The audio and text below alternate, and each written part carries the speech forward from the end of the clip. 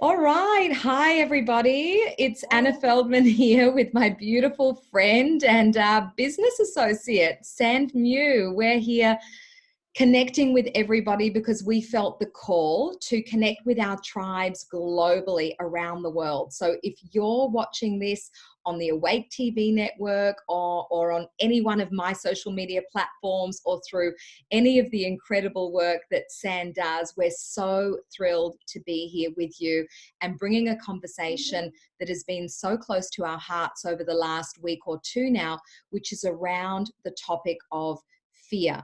We want to bring the topic of fear versus love into visibility. There is a lot of conversation going on about it right now. And for Sand and I, it's so important that we don't do the spiritual bypass that is the tendency inside of our amazing conscious communities and skip over some precious and complex combinations of emotions that might be coming up for you in your life if you're facing isolation, shifting jobs and careers around to be home with your children, being imposed upon by legislation. There's all of these reasons and so many more that you may be experiencing a complex set of feelings. Sand and I are going to be opening up that conversation to really, as an intention, to really give you a safe place to explore what's coming up for you. Sand, what's your take? Tell us a little bit about you and your specialty, because you do have a very special modality that you work with, and I work closely with you, and how it relates to fear. Sure. So I'm San Yu. I'm a holistic transformational mentor. I love working with conscious leaders and I guess CEOs, just really people that lead consciously from within and often lead a lot of other people as well. So this time of, change, of the virus spreading, of people's lives and whole setups changing, there's a lot of stress and fear in the air. And I've noticed, I guess, because of my work, like I work a lot on freeing people of emotional baggage of lifetimes of, whatever we've been bringing through into this life. It's not just from this life, it's often really, really old stuff.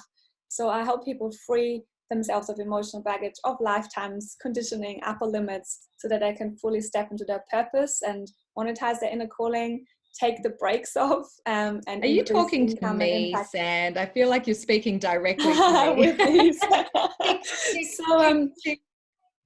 so at the moment, I'm feeling really with my work more than ever. We're urged to fully clear our baggage, our stuff that's been holding us back forever, and fully, claim ourselves back fully in our body, be fully embodied with our purpose, with our spirit, fully listening in and fully following that inner calling. So we're more than ever unapologetic, really, and we're being called to do that, so we can fully share our gifts because we're all bringing through something really unique and really amazing to the world.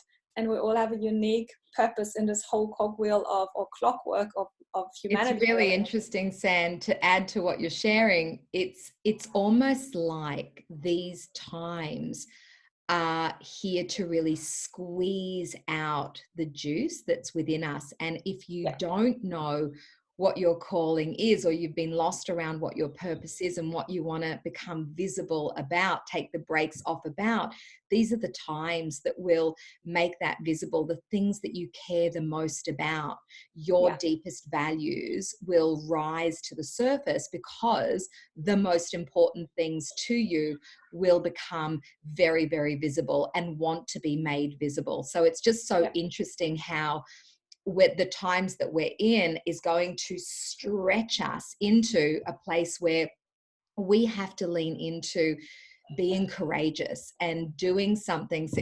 Thank you. We talked about this. We're like, oh, business, family, homeschooling, it's all one now. And I'm so blessed that that was my beautiful, like, secret squirrel hubby delivering me a coffee. Thank you. Beautiful, And hot beautiful. cross buns to come. Aww. Bless him. There are just so many beautiful things that there are opportunities, as we know, at this time. But there is fear around the transformation and the pivot. It's ironic because the Yeah, show that I do on the Awake TV network is called The Pivot. There's nothing ironic about it. We are yeah, required to, in many ways, course correct. And change is scary, no matter which way we look at it. So, San, let's talk about it, because we can feel a lot of shame around feeling fear around the change and around the uncertainty and around the unknown, especially when we're leaders, especially when we're growing communities and villages around us, and we feel like the expectation is to always be holding it together. Yeah. Crazy. Totally. There's a lot of pressure around it. So I guess like the main thing is really to realize that whatever you're feeling right now, and this is speaking to whoever's listening to this, is that whatever we're feeling inside as in sensations in the body, they're not our fault. They are like a result of trauma that we've experienced this lifetime or past lifetimes. And a lot of old trauma is stirred up at the moment from past lives, which is war related. So we have a lot of war trauma and deep trauma being activated at the moment. And it's not our fault that we're feeling that way. It's just that we need to now acknowledge it and actually free ourselves of that. So it's an opportunity to really clear these old traumas so we can be fully free and step into the now. So that's like the first bit that I wanted to make sure that everyone knows, that it's not our fault. It's just our responsibility to now deal with what's being presented so we can be more of ourselves more than ever. I've definitely felt that experience of, even in the last few days when I've gone shopping and I've gone to get my son his favorite pasta, and there's been zero pasta on the shelves. And even though I can see the kind of humor in it, and I took a photo and it felt like a bit of a joke at the time, actually what was coming up for me was fear and anxiety around starvation and not having food, which is really silly because it's not really going to happen. Who knows what's going to happen? But really, it was that memory of a time in a past life or in my lineage. I don't have to go too far in looking at the history of the Jewish people, particularly in Eastern Europe, where we had times where we were starving and we were squirreling away all of this food as I get delivered, like an abundance of food. It's like I'm talking about, starvation, but it is this memory that was coming up. And fortunately, I've got those clearing, mechanisms that I have, these tools to be able to clear that and course correct again and keep moving forward. So I love what you're speaking into, and I love the just normalization around whatever's coming up for you. It's not just your own, that there is not only what's in the collective, but there's also what's in our ancestry and in the past life patterning in our soul. So thank you for bringing that forwards. Yeah, exactly. So there's stuff coming up for all of us. Like I've over the last 2 or 3 weeks, I've been claiming my own clearings. I mean, I clear all the time anyway myself, but I've been seeing my husband for some sessions to clear some past life stuff that's been triggered up. It's completely normal. We're all facing a situation that's completely different to whatever we've ever experienced. No wonder we have triggers coming up, and it's just a normal thing. So really just being able to acknowledge that it is just completely human to have stuff coming up right now, and then really just looking at how the tools that I have to be able to help clearing the reactions and the responses in my own body, and how can I then shift that sensation in my body as well as my mindset towards a better way. So really the ideal, the goal is to be fully in our body, meaning calm, centered, focused, clear, so we can be productive and focused and on track with who we are and what we need to do, instead of getting pulled into side tangents, procrastination, sabotage, spinning, not knowing what to say, or wanting to hide away. Yeah. And at the same time, Sand, when we're really speaking into, a lot of the leadership are talking about choose love over fear. And I want to speak into that a little bit, because it feels like it's either love or fear. That if you're love, there's no fear. If you're in fear, there's no love. And I want to bring a bit of just a bit of wisdom and a bit of courageous conversation into that, because I don't believe anything is black and white. They are just words at the end of the day. And yes, there is an energetic impulse around those, but I feel like we're also stressing people out by forcing them to really be in one of these camps. Like there's nothing in between. And there's no way that these two can be held together in a way that softens and normalizes and allows for what is here to be here, not necessarily to be here forever, but to be witnessed, as Yeah. you say, in a healthy way. So, Yeah. I mean, you're a master coach and healer. You're a master with emotions. What's your deeper truth about the conversation of love or fear? Look, I don't ever think we have to choose between love or fear, or work or love, or money and love. All those topics have been split into two different parties where More people feel like they polarization. have to choose, right? And so I stand for walking the bridge. I stand for walking in an integrated path, meaning instead of going to split brain hemisphere syndrome, where we can either have either or, love or money, or love or fear, or whatever it is that we're trying to split into two parties, we can have it all. And so if we want to have a life that's based on purpose, income, connection, flow, and fulfillment, we need to see and acknowledge all the separation that we're still playing out in our emotions as well. So if we think we have to choose between fear and love, then we're still choosing either or, which means we can either make income and feel unfulfilled, or we stay in love and in poverty. If we want it all, we need to clear that split between the brain halves. And one of my mentors many years ago said it's split brain hemisphere syndrome. And since then, I've been learning all the tools how to clear the split, so the brain halves can marry and become one, right? So they can become one integrated brain. And when we have that, we can have it all. We can feel fulfilled. We can have fear and love coming up. We can be in fear and in trust, because we can have fear and we can just see it and acknowledge it and see what it's from, but we can still come back to our own center, our own body. We're And this is really having the constantly, right tools. we're What's in that? this kind of, it just feels like life is happening. There are, we are in a dialogue with life and the news and the constant changes all the time. Yeah. Yesterday, I was in a place of love and open connection, and then we were given news that there's been a pay cut, a salary cut to our family, and there was some fear. There was a bit of Yeah. anxiety and a choice point that this is my beautiful son Kiva, Hi. who's having a homeschool day today. Hi, yeah. How are you? This is how we roll now. Hey, San. Yeah. But it's this knowing that, like this, it's like we can't predict everything that's going to happen in every moment. Like life happens, like Yeah. Ash is around, Kiva's around, change is around, news is around. If we put pressure on ourselves to always to stay static, it kind of, we lose a bit of our That's humanity. a life. Yeah, and that relatability isn't there. So I know that I give myself permission to totally lean into whatever is there, knowing that I have a deeper, wider center always that can transmute that into a higher knowing, a reframe, connection to the deeper truth really is what I connect it into. So it's allowing everything to be inside that container. One of the things that you speak really beautifully about is what is fear, and you spoke about it in terms of there's the freeze, there's the fight flight mechanism. Can we put a bit of framework around it, just so anyone experiencing whatever they're experiencing, what that might look like in that paradigm? Because I really love Sure. that. Sure. So first of all, I guess, what is fear and how does it come up and how does it show up? Because what I've been finding with a lot of my clients and group calls over the last few weeks is whenever I mention, how are you going? Are you experiencing fear? A lot of people are not even aware that they're experiencing fear and that they're coming from a place of fear. That's So interesting.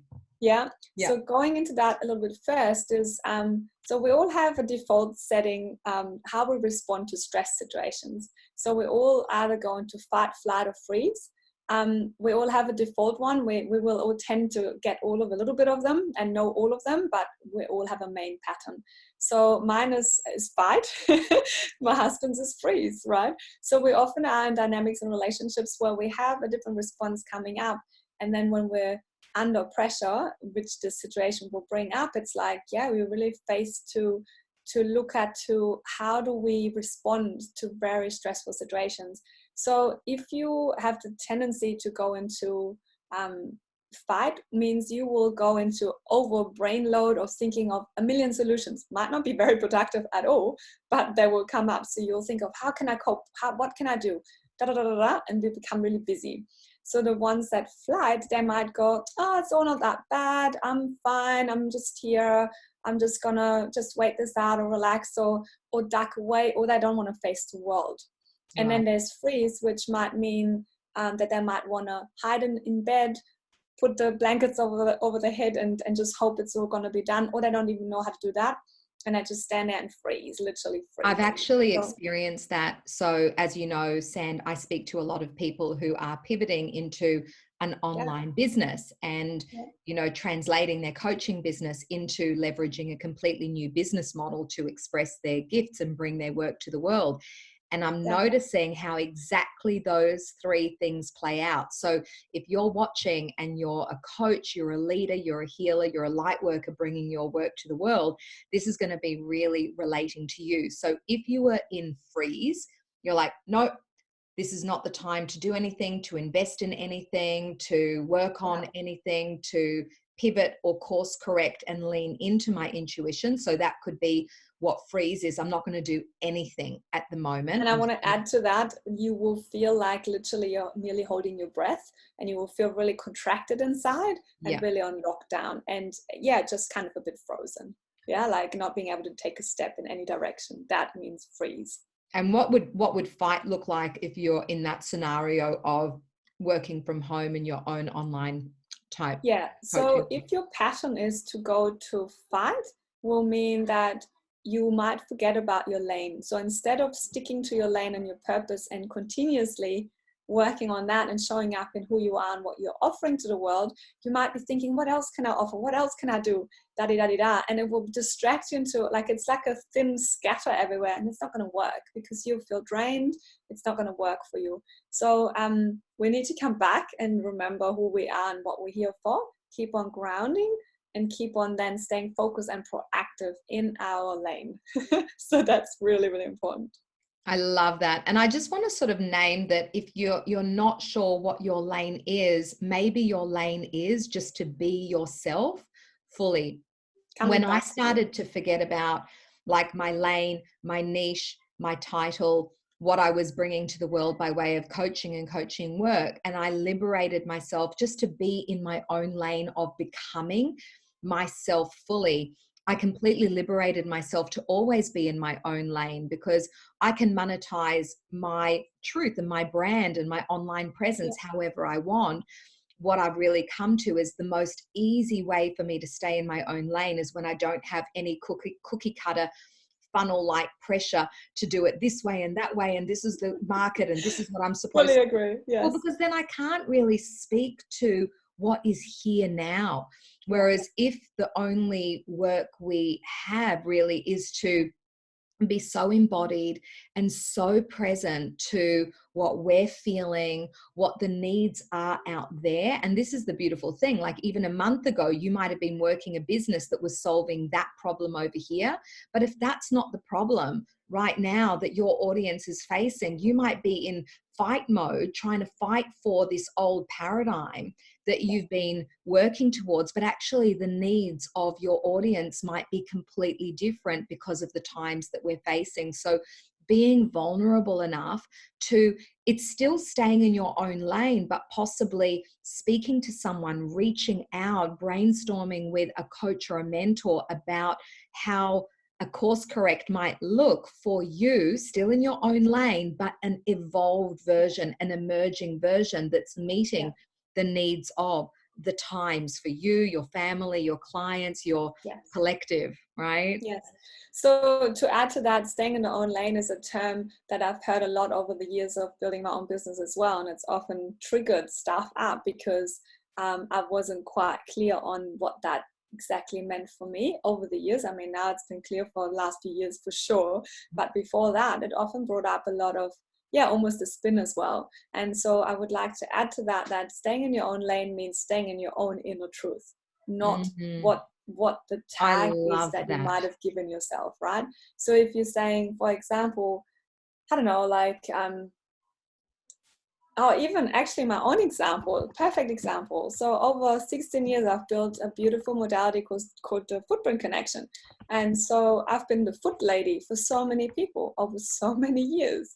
And over the years, over the last 6 years especially, I've also become very, very, very strong in my field of transformational mentoring and clearing work, and still connecting people with their purpose through the feet or generally, but really helping take the brakes off in a complete more honed in version. I do that online all over the world, but still people have been keeping that tag on me. She's the foot lady, up until recently, and it's still happening now.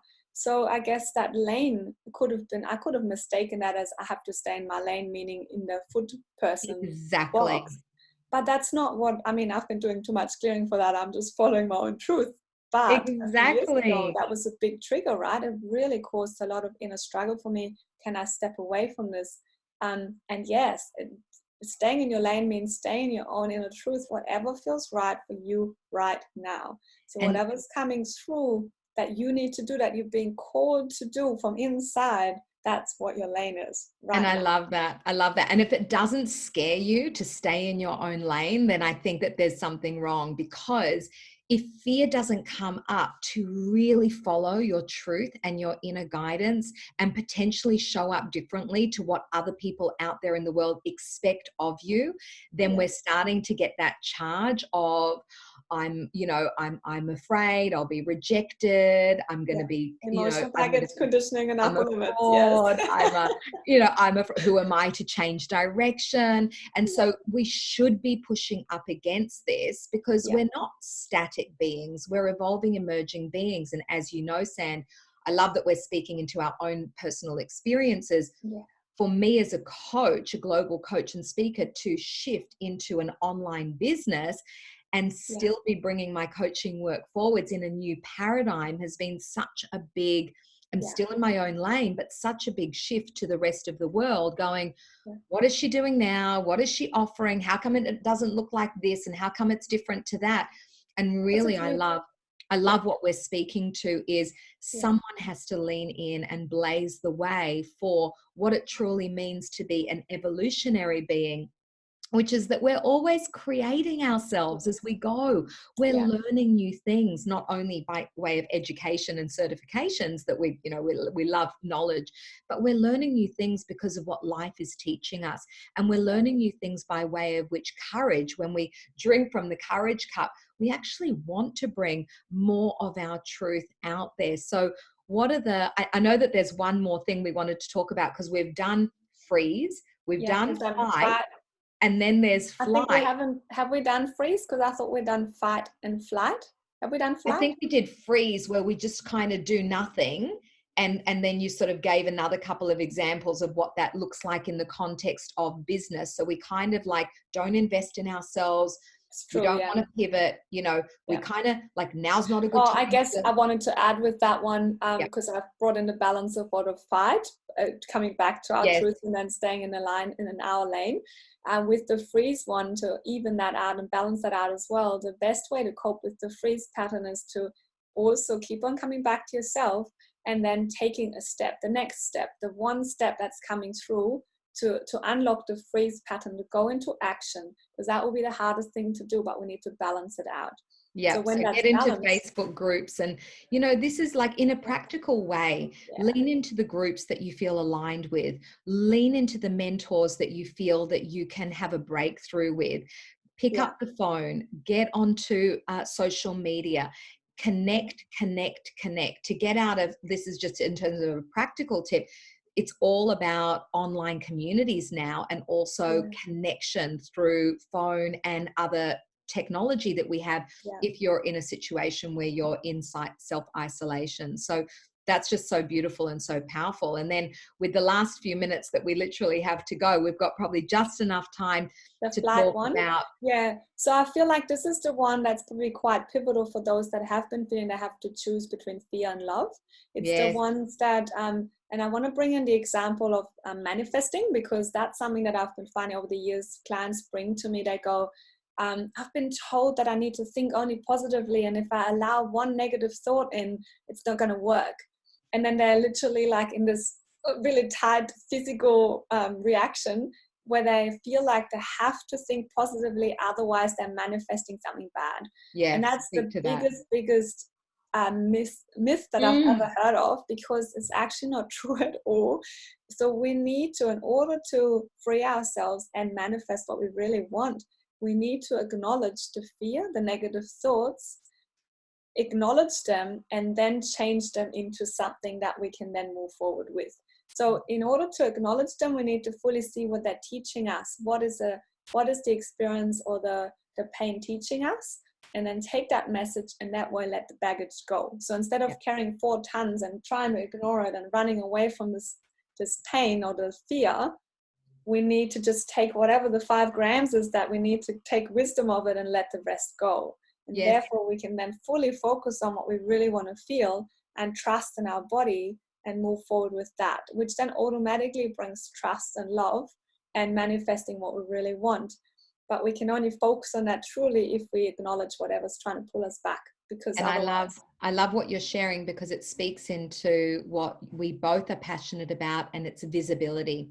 A lot of us think, oh, visibility is right now about leveraging social media and showing up and speaking. And that's one element of it. I'd call that above the line, because that's the stuff that we do to you know, connect with others. But the first layer of visibility is what happens below the line. And it's the right. It's like, if we don't make our feelings, our desires, our yearnings, our emotional world, the complexity of our emotional life, if we don't make that visible and bring that into a space where we can at least witness it with love and compassion and tenderness, and maybe with others who we feel safe with, we're creating over the top of old beliefs and patterns. And, you know, Sand, what's it like trying to do anything over the top of stuff that you're squishing down, that you've gone, well, I always see it like as we need to build a solid ground first, so we can build a skyscraper or whatever beautiful building you want to build, but you can't expect yourself to build a beautiful big building that's solid on sandy, slopey ground that might drift off. You can't it's do not that. it's not going to take you down. And It's I not think going to maybe work. there's a fear of, if I unleash all of that emotion, if I actually allow it to come through, I will be, again, I might die, you know, that feeling of annihilation, like you might not survive it, or others might not survive it if you make it visible. So there needs to be a deeper belief there that it's safe to make whatever is there, to take space and time to make what's there visible, because it's only when we, and it's really not as scary once we allow our emotional world to be visible. You know, what I found is it's more liberating than anything else. And then I can go and create something that feels. It is, yeah. And like what I've been finding with the ultimate breakthrough journey, the spiral that I'm offering, is like we're really clear emotional baggage that's been there for lifetimes, that seems so big, or seems like, you know, the fears of opening a can of worms. We don't even need to dive into the story of it all. Very often it's just about an acknowledgement, even the sensation in the body, and shift it from there, take the charge away, and then we can step into visibility without having this there blocking us from doing it. Yeah, so it's I love how both our work links together so well. It's like really, you know, shifting the deep stuff that's blocking us, that we're not even aware of, because it's in the subconscious, and the subconscious is represented by the body. So when we're actually acknowledging what's stored in the body and clear it from there, our subconscious is free of it, and then we can consciously shift mindset and focus and strategy and do what we need to do, and then everything can happen from there. I love that so much. Such a powerful conversation, I think, for anyone that is in the game of empowerment and lifting others, who feels the burden of where can I be in my own visibility? And what we're really saying is, just be you, you know, just be you. Allow whatever is here, all of those imperfect perfections about what it is to be you in these complex times that we're in, to be beautiful and sacred and worth harvesting whatever is coming up, because they're gold nuggets, they're diamonds actually in data, in a way, to what it is that you're here to bring through for people who you are here to uniquely serve. So if you are fully agree. feeling Yes. blocked, if you are feeling, resistance and feeling like there's just a couple of layers to work through healing wise, Sand is absolutely here to support you, as she has me, to take the brakes off. If you're someone that is like, okay, my brakes are off, I just need a business model that is going to help me absolutely fly in my self-expression and what it means to be myself in a visible way and monetize that, we are living in times where that is absolutely available. So reach out to little old me over here, who has found the lane of really what it means to come together collaboratively with a new business model where we get to become ourselves fully. So together, we're really all about authentic self-expression, supporting people to be living inside of their purpose and thriving in a way like taking the upper limits away. Like yes, seriously, it's such a big passion of mine and a big focused area of mine to really take the internal and external control structures away that keep us small. Like really let us all shine and be who we are meant to be in this world, so we can all create and contribute to the shift that needs to happen in the world, in the consciousness, and changing it from inside out. exactly. And we give each other permission to Yeah. really become ourselves when we step into that. So Yeah. if you're out there and you are a change agent, we bow to you. We bow to your courage. We thank you for being the light and being willing to be a part of this conversation, just to keep shedding and keep melting away any distortion around what it means to just be this beautiful light that you are here to be in the world. So thanks for being with us. We've hit the time. We're right on time. I just want to thank you so much, Sand, for hanging out with me for this conversation. It's always amazing to be with you. Lots of love. You too. Thank you. Have a great day, and lots of love to everyone. Keep remembering who you are and stay strong. Bye, everybody. Whatever she said. Boom.